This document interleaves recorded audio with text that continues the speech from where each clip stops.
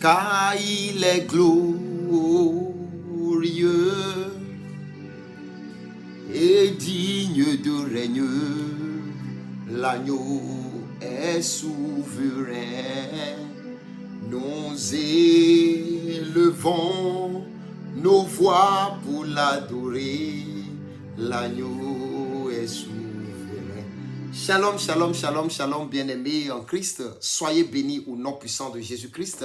Vous avez devant votre écran votre serviteur Raphaël Christeney. Je bénis l'Éternel qui m'a donné encore ce privilège et la grâce que j'ai pour vous parler encore ce soir.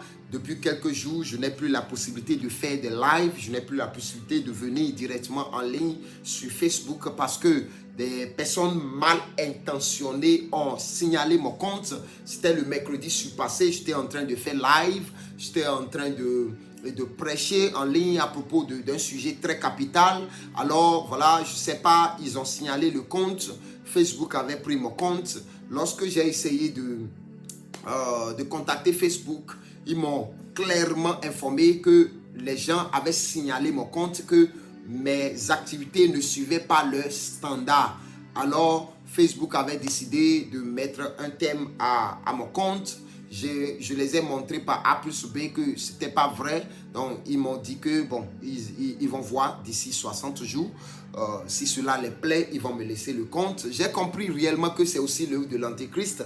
Les gens ne veulent pas vraiment la vérité que nous sommes en train de prêcher. Mais tenez-vous tranquille, personne ne peut nous empêcher. Seul Dieu qui nous a envoyés pourra nous empêcher de prêcher la vérité. Tant que le souffle de vie est là, nous allons toujours dire la vérité. Nous allons toujours sensibiliser les jeunes. Nous allons toujours sensibiliser le monde entier à propos des jeux de l'Antichrist, les jeux du diable, le jeu des gens qui se disent qu'ils ils veulent nous vraiment décevoir. Que le Seigneur nous aide au nom puissant de Jésus-Christ. Alors, je m'en vais vous parler encore d'un sujet aujourd'hui. Et le titre de mon message cette fois-ci dit « Ne te fais pas manipuler ». Ne te fais pas manipuler. Ça, c'est le titre de mon message. Je déclare que tous ceux qui m'écoutent actuellement, que le Seigneur Jésus-Christ parle en votre faveur, qu'il parle dans votre cœur, que lui-même, il vous inspire, qu'il touche votre cœur, qu'il vous donne la grâce de pouvoir écouter cette parole et de la mettre en pratique au nom puissant de Jésus-Christ. Que tous ceux qui sont déjà sur le mauvais chemin, le chemin qui mène vers la destruction, la perdition, je déclare que le Seigneur vous ramène sur le chemin étroit au nom puissant de Jésus-Christ. J'ai prié. Amen. Soyez bénis. Ouvrez votre Bible dans le livre de Matthieu. Matthieu chapitre 24, verset 9. Matthieu chapitre 24, verset 9. Lisons ce que notre Seigneur Jésus-Christ nous a dit ici. La Bible dit, « Alors, on vous livrera au tourment et l'on vous fera... » Je répète, « On vous livrera au tourment et l'on vous fera mourir et vous serez haïs de toutes les nations à cause de mon nom. » Ça, c'est verset 9. Jésus-Christ savait déjà ce qui allait se passer après son départ. Même lorsqu'il était là, malgré tout ce qu'il a eu à faire, les gens ne l'acceptaient pas jusqu'à ce qu'il l'avait tué. Lorsque Ponce Pilate demandait entre Jésus et Barnabas qui il allait laisser, les gens se disent il n'a qu'à tuer Jésus et laisser Barnabas qui était un braqueur, un grand bandit. Et il disait encore, tue-le, que son sang repose sur nos enfants.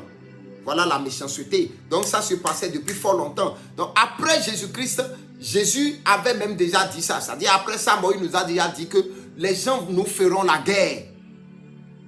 Lorsque nous lisons verset 10, il dit, alors aussi plusieurs succomberont et ils se trahiront et se haïront les uns les autres. Et c'est ce qui se passe aujourd'hui. Continuons à cause de notre temps.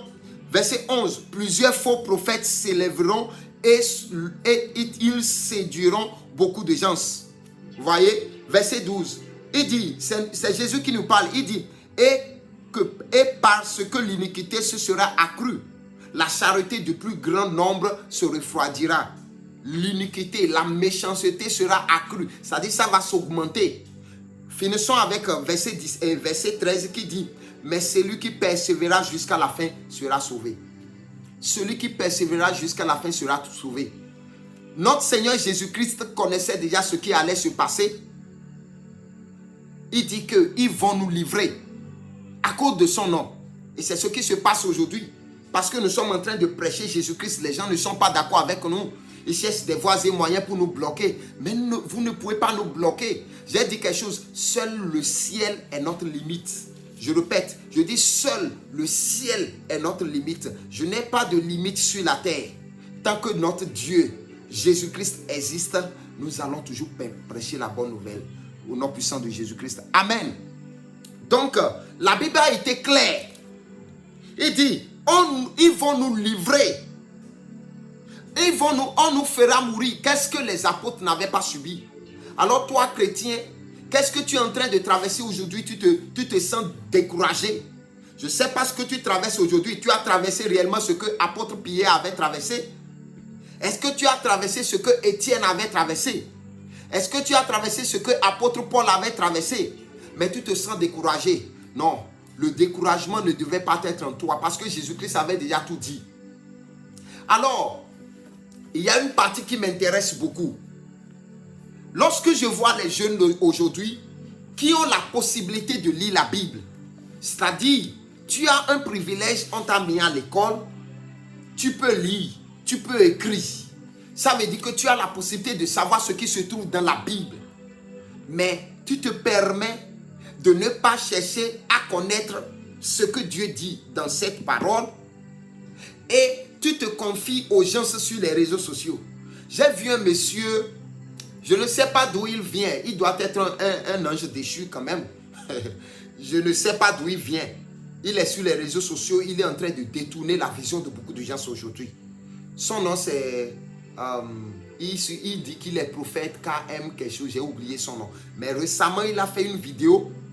Et il est en train de dire qu'il était prédicateur de l'évangile de Christ en temps. Mais aujourd'hui, ses yeux sont ouverts. Et aujourd'hui, il est en train de prouver par A plus B qu'il n'y a pas le diable, que Satan et tout ça, il n'y a rien que ça. Il n'y a même pas Satan, il n'y a pas Mami Wata, il n'y a rien du tout. Que voilà, notre Jésus-Christ aussi est faux. Il disait pas mal de choses. Et j'ai essayé de cliquer sur des commentaires. Je vois comment, je dirais même 99% de tous ceux qui ont, des milliers de jeunes qui ont commenté la vidéo de ce monsieur, ils demandent où se trouve ton église. Je vais venir là-bas parce que toi tu dis la vérité. Je dis les gens se demandent même son numéro. Les gens demandent même son numéro de compte. Les gens disent que voilà, c'est lui qui dit la vérité. Et la Bible nous dit ici, au niveau de Matthieu 24, chapitre 24, verset 11, la Bible dit, plusieurs faux prophètes se lèveront et ils séduiront beaucoup de gens. Et c'est ça qui se passe depuis fort longtemps. Les faux prophètes sont partout aujourd'hui. Je ne sais même pas qui les a nommés prophètes. Bon, c'est normal parce que tous, à chaque fois qu'ils ont la possibilité peut-être de voir dans l'esprit, ils disent qu'ils sont des prophètes. Ce n'est pas seulement l'esprit de Dieu qui donne ce don. Il y a aussi l'esprit du diable qui donne la prophétie. Donc si quelqu'un se dit qu'il est prophète, nous avons des prophètes de Dieu et nous avons également les prophètes du diable. Que le Seigneur nous sauve simplement. Donc ce monsieur est en train de dire des choses horribles, les choses terribles, et la population, ça dit, les milliers de gens sont derrière lui. Il dit que le phare, oui, le phare est dans la Bible. Oui, il dit qu'il n'y a rien qui est vaudon, que ceux qui savent vaudon, oui, vaudon est dans la Bible, et c'est Dieu même qui tolère ça, tout.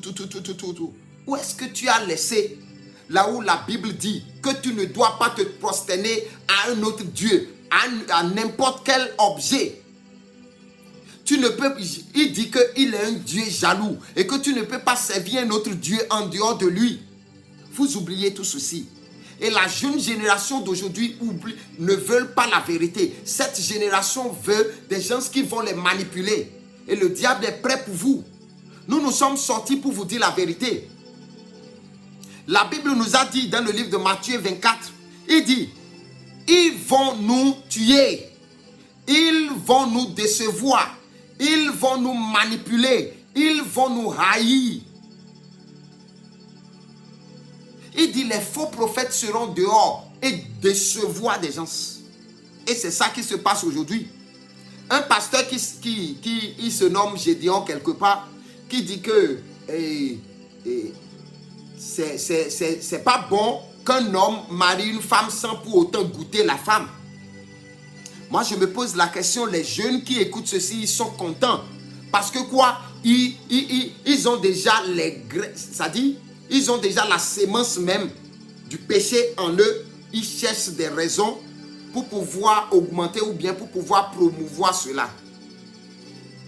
Toi qui avais déjà même l'esprit de fornication, adultère, tu atteins un pasteur qui te dit tu ne dois pas te marier à une femme sans pour autant la goûter. C'est-à-dire, avant, tu ne peux pas aller au mariage à une femme sans pour autant la goûter. Et les jeunes aussi sont d'accord avec. Ce même pasteur qui s'est levé et qu'il dit,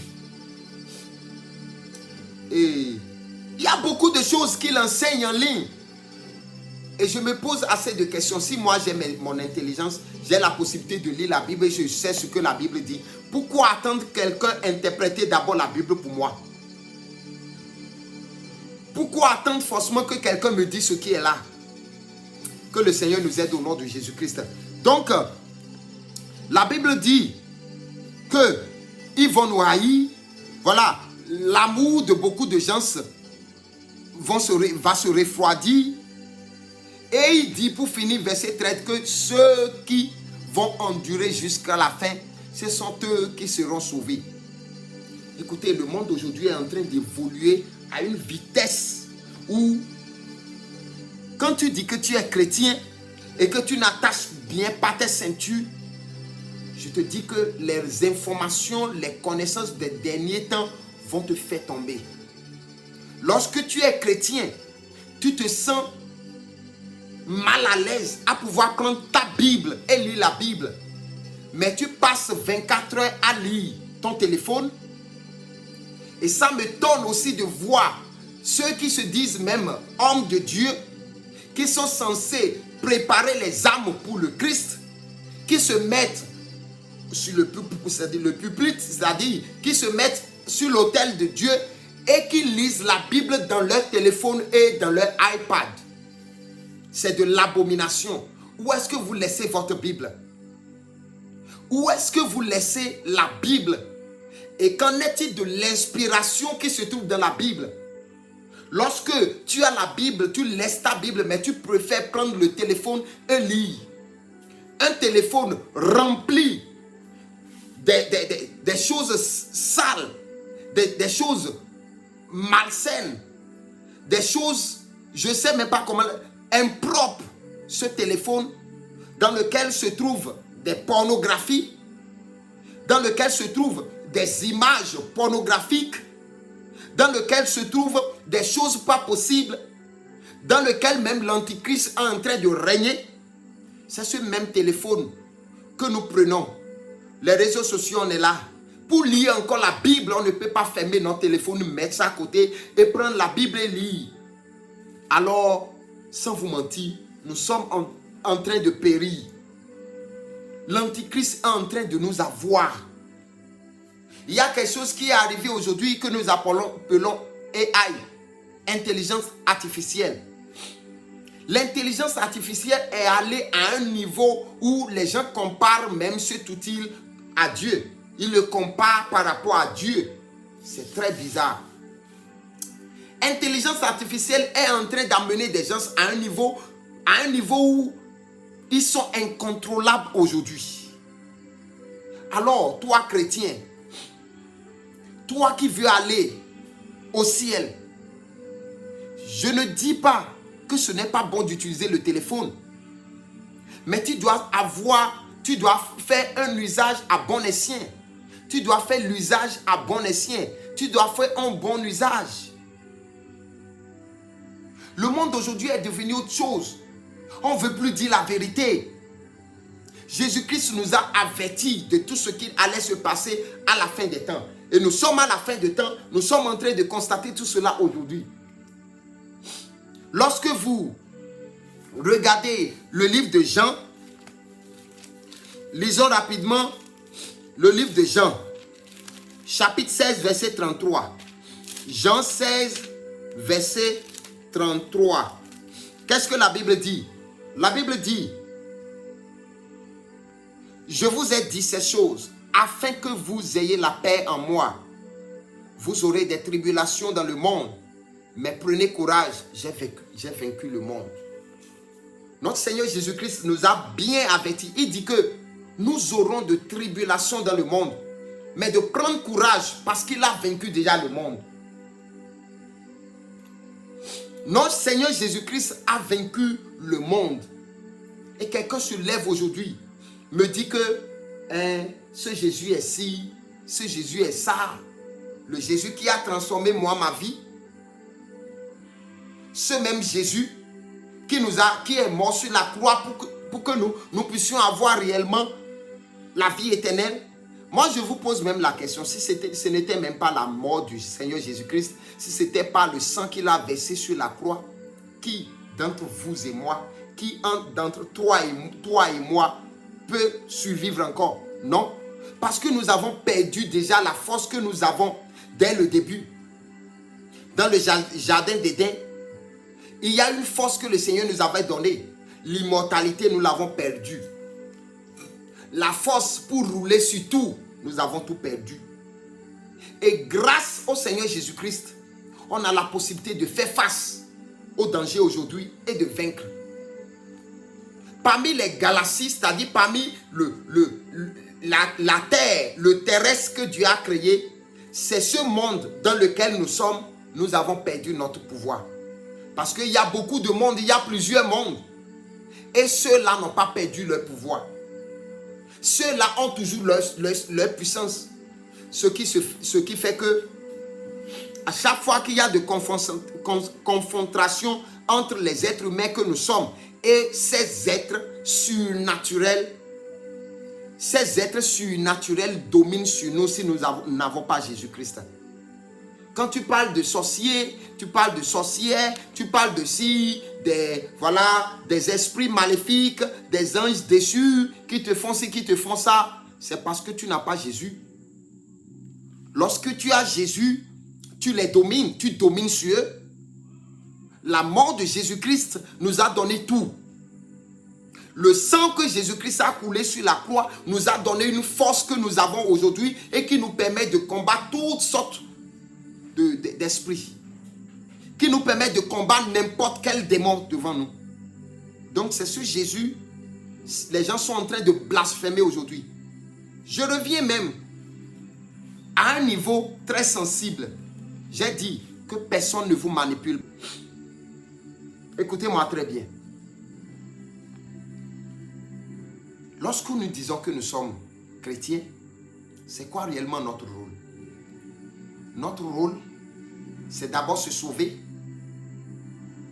C'est-à-dire d'avoir le salut. D'abord, permettre aussi aux autres personnes de connaître ce qu'on appelle le salut. Ce que nous devons faire, c'est de préparer la vie éternelle. C'est de nous préparer pour la mort après. C'est de nous préparer pour là où nous irons après la mort. Alors, lorsque nous nous préparons pour là où nous irons après la mort, il y a certaines choses que nous ne devons pas mettre de côté. Par exemple, la volonté de Dieu. Ce que Dieu veut de nous. Nous ne devons pas mettre ça de côté. Le standard, les principes, ce que nous devons faire pour régner avec Christ, nous ne devons pas mettre ça de côté. Mais nous avons constaté aujourd'hui que beaucoup ont mis ceci de côté et ils se basent uniquement sur ce que Dieu peut te donner sur la terre. Nous ne pouvons pas parler du royaume des cieux et ne pas parler réellement de la manière dont nous nous présentons devant Dieu. J'ai vu des femmes de pasteurs aujourd'hui avec des ongles, des faux ongles. Des femmes de pasteurs aujourd'hui avec des faux cils. Des femmes de pasteurs avec de maquillage. des femmes de pasteurs avec des faux cheveux, des femmes de pasteurs avec la dépigmentation. J'ai vu tout cela aujourd'hui. Et je me pose une seule question. Si nous, en tant que bergers, nous sommes chargés normalement à conduire les brebis vers la terre promise, gagner des âmes, permettre à ce que les gens puissent aller au ciel après la mort, si nous nous permettons de se présenter aux yeux du monde tel que nous voulons et non selon ce que Dieu veut, en réalité c'est très grave. Il y a un pasteur du Togo, il doit être Samuel quelque chose. Il a un ministère dont je tais le nom du ministère, qui prêche. Il est venu la dernière fois, il dit, il a rencontré certaines églises et il a compris que ces églises sont en train de mettre leurs membres dans de captivité et que ces églises rendent pauvres les gens et que ces églises veulent que les gens soient dans la pauvreté parce qu'on ne leur demande pas de porter tout ce qu'ils veulent. Il est là, il disait des choses, il a même lu des passages de la Bible où la Bible a bien dit que les femmes doivent s'habiller de façon décente. Il a lu ça, mais il dit que nous sommes à l'ère de la grâce. Nous ne devons pas regarder tout ça. Normalement, le Seigneur Jésus-Christ est mort pour nous. On a déjà tout. Le Seigneur Jésus-Christ n'était pas mort lorsque Paul prêchait. Et il disait qu'il veut que les femmes soient vêtues de façon décente. Ne se pas ni de tresses, ne se pas ni de pelles, ne se pas ni de tresses, de perles, ni d'habits somptueux. Est-ce que Jésus n'était pas encore mort quand Paul prêchait ça? Est-ce qu'il n'y avait pas le Saint-Esprit quand Paul prêchait ça?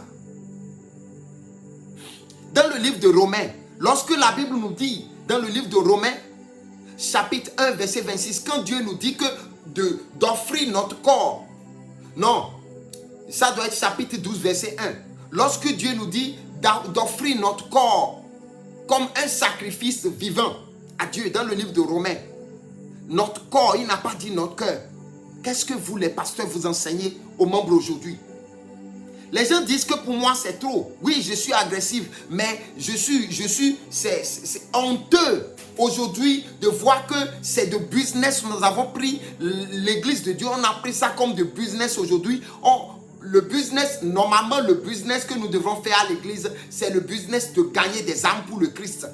Ça devrait être ce business et non le business pour remplir l'église avec des membres parce qu'on veut rouler dans des jets privés. Le pasteur qui te dit que la manière dont tu te coiffes ne veut rien dire, que ça importe peu, ce pasteur te prépare pour le feu de l'enfer. Le pasteur qui te dit que ton apparence ne veut rien dire devant Dieu, que c'est le cœur que Dieu regarde, ce pasteur te prépare pour le feu de l'enfer. Le pasteur qui te dit que tu peux porter des bijoux comme tu veux et que cela importe, je dis qu'ils sont en train de te préparer pour le feu de l'enfer. Alors le message que nous devons prêcher, c'est normalement le message du salut, le message du feu de l'enfer. Les péchés ne sont plus condamnés dans l'église aujourd'hui.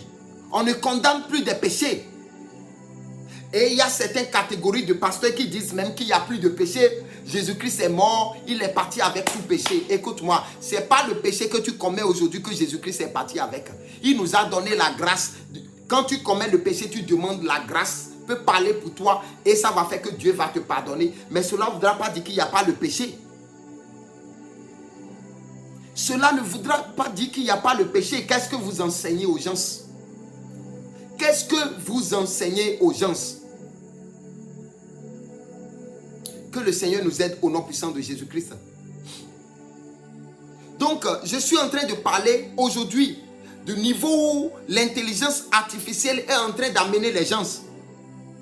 Les gens sont en train d'oublier totalement la notion à propos de leur Dieu créateur. Préparez-vous très bien. C'est un outil que l'Antichrist veut utiliser pour pouvoir réellement prendre tout le monde à la fin. Parce que quoi? La Bible nous a parlé dans le livre d'Apocalypse chapitre 13. La Bible nous a parlé de la marque de bête, la marque de 666. Et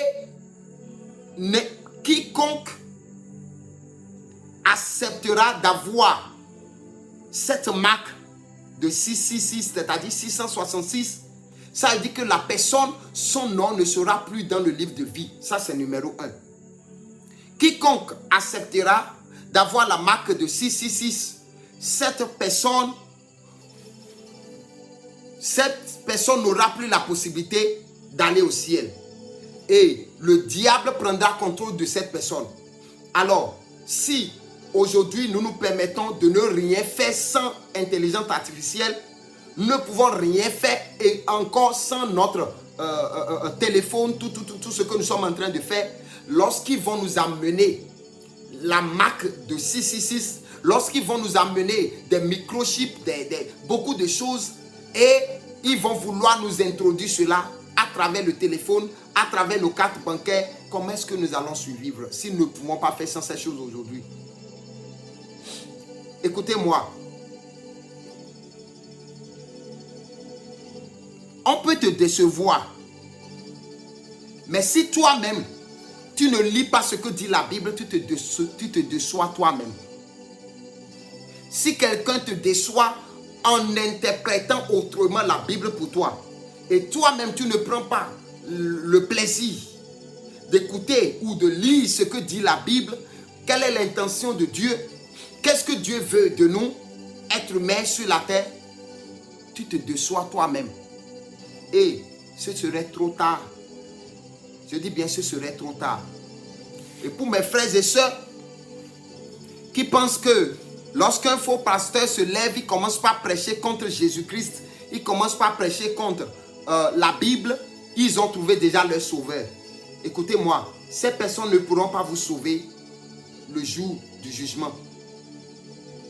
Vous devrez savoir très bien que la mort nous attend, nous tous. Moi qui suis ici, la mort m'attend. Toi qui m'écoutes, la mort t'attend.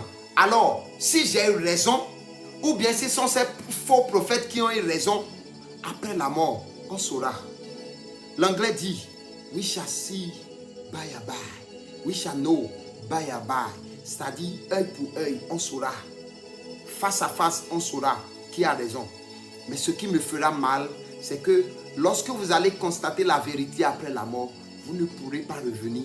Vous ne pourrez plus revenir pour corriger quoi que ce soit. Le monde d'aujourd'hui pourrit.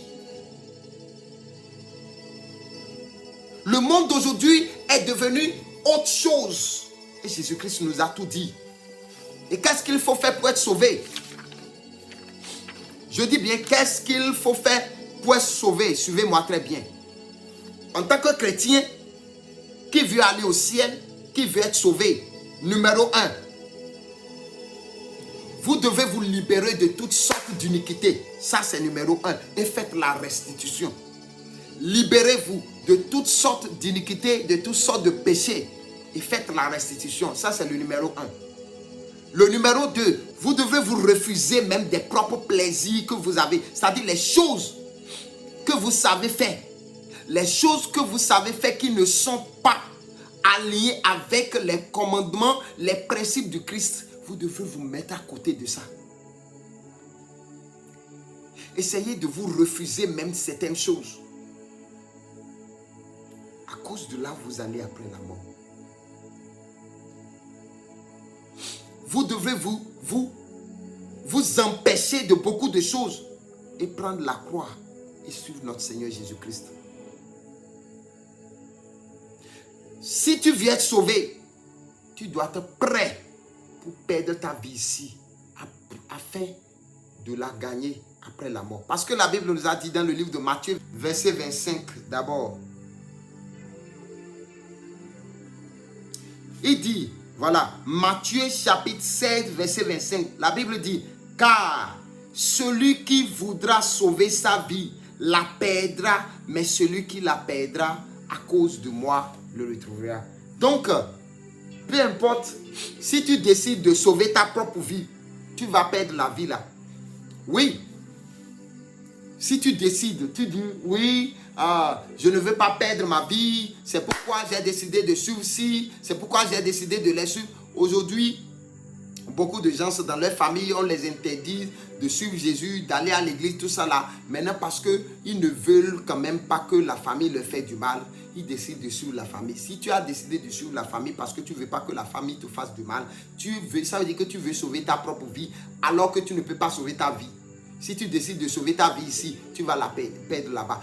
Accepte de perdre ta vie à cause de Jésus pour pouvoir la gagner après la mort. Que le Seigneur nous aide au nom puissant de Jésus-Christ. Donc, si nous voulons être sauvés, nous ne devons pas avoir peur de celui qui peut tuer le corps et ne peut pas tuer l'âme. Mais nous devons avoir peur de celui qui peut tuer le corps et l'âme et nous jeter dans le feu de l'enfer. C'est ce que la Bible nous a dit. Que le Seigneur nous aide au nom puissant de Jésus-Christ. Dans le livre de Matthieu, chapitre 6, verset 34, la Bible dit de ne pas se soucier de ce que nous allons manger aujourd'hui. La Bible nous dit de ne pas nous soucier de ce que nous allons porter. Il dit qu'il prendra soin de tout. Toi, fais tout ce que Dieu te demande de faire.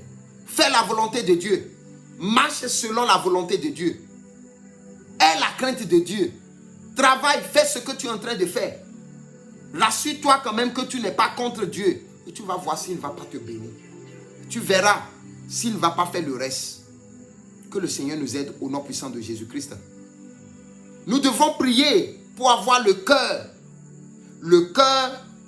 de ceux qu'on appelle les disciples du Christ, qui étaient morts pour son nom, qui étaient morts en son nom. Ils étaient morts à cause de son nom. Nous devons avoir le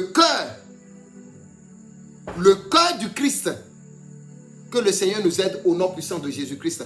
Donc, tel que je suis en train de dire, ne te laisse pas manipuler par qui que ce soit. Il ne faut pas te laisser manipuler.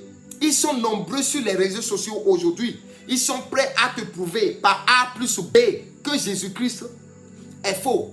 Ils sont prêts pour te prouver par A plus B que Dieu que tu es en train de servir, il n'est pas le vrai Dieu.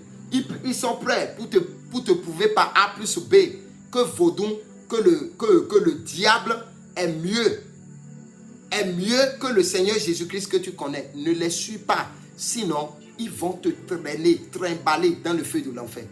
Que le Seigneur vous aide, qui nous aide au nom puissant de Jésus-Christ. Toi jeune qui m'écoutes, tu aimes les choses du monde. La Bible a dit, n'aimons point le monde, ni les choses qui sont dans le monde. Si quelqu'un aime le monde, il dit l'amour du Père n'est point en lui. Si tu aimes les choses du monde, l'amour de Christ n'est pas en toi. La même Bible nous a dit que l'amitié du monde est ennemie de Dieu. Nous devons savoir ce que nous faisons.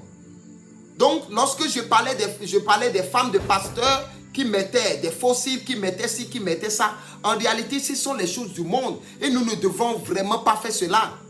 Si les pasteurs qui devaient corriger réellement, les membres aussi laissent les femmes porter tout ce qu'il faut pour aller, tout ce qu'elles veulent pour aller à l'église aujourd'hui, en réalité, quel exemple vous êtes en train de donner? Quel exemple vous donnez pour le corps du Christ? Si vous vous levez, vous dites que c'est le cœur, Dieu ne regarde pas l'apparence. Je ne sais pas dans quelle Bible vous trouvez tout cela. Vous dites que nous qui prêchons la sainteté, nous qui prêchons la vérité, que nous sommes en train de mettre nos membres dans de captivité. Mais si réellement ces membres sont dans de captivité, c'est la fin qui compte. La fin nous prouvera la vérité. Restez dans ce que vous êtes en train de faire. Nous sommes déjà à la fin des temps. Mais vous serez surpris. Ma prière pour vous, c'est que vous écoutez ce message et que vous changez. Il y a beaucoup qui avaient bien commencé au début, mais à cause de ceux qui vont manger après, ils ont tout laissé. Il y a beaucoup qui avaient bien commencé, mais à cause de la galère, de quelques jours, ils ne pouvaient pas supporter. Ils ont changé le message de la croix. Ils ont commencé par parler de bénédiction. Ils ont commencé par parler de l'amour de Dieu. Quelqu'un qui dit Dieu m'a appelé pour parler de l'amour divin. Eux, ils ne sont pas appelés pour parler de feu de l'enfer. Un pasteur qui dit Dieu l'a appelé pour prêcher uniquement la bonté de Dieu. Mais Dieu ne l'a pas appelé pour prêcher à propos du péché, pour prêcher à propos du feu de l'enfer, pour prêcher à propos du royaume des cieux. Et ces gens-là, vous les suivez comme vos pères spirituels. Ils vont vous conduire dans le feu de l'enfer. Et vous saurez que le Seigneur nous aide au nom puissant de Jésus-Christ. Alors, toi qui m'écoutes, change à partir d'aujourd'hui. Il faut changer. Le Seigneur Jésus-Christ t'attend. Lorsque vous lisez le livre de Luc, Luc chapitre 15, la Bible nous a parlé de paraboles. C'est Jésus-Christ qui nous a parlé de paraboles de l'enfant qui avait demandé à son père son héritage. Son père était encore en vie. Il a demandé l'héritage. Il était parti. Bon, son père lui a donné. Son père ils étaient opposés à ça. Mais l'enfant insistait. Donc, le père lui a donné sa part d'héritage. Il était parti dans la grande ville. Il a tout dépensé. Il a mené la vie de débauche. Il a mené toutes sortes de vies qu'il voudrait. Et tout était parti. Il s'est retrouvé maintenant dans une situation où manger même une seule fois, c'est compliqué pour lui. Là, il s'était rappelé que dans sa maison, dans la maison de son père, il y a des serviteurs qui mangent. Alors, il a décidé de repartir vers son père. Arrivé là-bas, normalement, tout le monde s'attendait à ce que son père le renvoyait. Mais non, le père ne l'a pas renvoyé. Le père l'avait accueilli à bras ouverts. Le père a demandé aux serviteurs d'aller tuer des bœufs, tuer des moutons. Et qu'il voudrait fêter parce que son fils est revenu à la maison. C'est la même chose. C'est la même chose. Lorsque tu es dans ce monde, Dieu n'a jamais perdu espoir en toi. Reviens à lui. Il est un Dieu d'amour, il va te recevoir. Il va te reprendre. Peu importe le degré de péché que tu as, peu importe le niveau de péché que tu as, peu importe le nombre de gens que tu as déjà tués, le Seigneur Jésus-Christ est là pour toi. Il n'a pas perdu l'espoir. Il a dit, venez à moi, vous tous qui êtes chargés, je vous donnerai du repos. Vous tous qui êtes chargés et fatigués, je vous donnerai du repos. C'est ce qu'il a dit. Il ne veut pas la mort du pécheur, mais il veut que le pécheur se repentisse. Alors, toi qui m'écoutes, donne ta vie au Seigneur Jésus-Christ. Il est le seul chemin. Nous n'avons pas assez de temps. Tu peux décider de donner ta vie à Jésus-Christ demain et demain ne va pas venir. Tu as vu aujourd'hui. Tu as aujourd'hui. Tu n'as pas demain. Que le Seigneur nous aide. Que le Seigneur t'aide à pouvoir quand même revenir sur le chemin, la lumière et suivre le Seigneur Jésus-Christ. Tu ne vas pas périr au nom de Jésus-Christ. Nous n'allons pas périr dans le feu de l'enfer au nom puissant de Jésus-Christ. Amen. Soyez bénis. Partagez ce message. Sauvez la vie de certaines personnes. On est chrétien, ne voudra pas dire que tout est permis. On est chrétien, mais notre chrétienté a des standards. Suivons le standard de la Bible et non le standard de notre église et non le standard de notre pasteur. Que le Seigneur nous bénisse au nom de Jésus-Christ. Amen.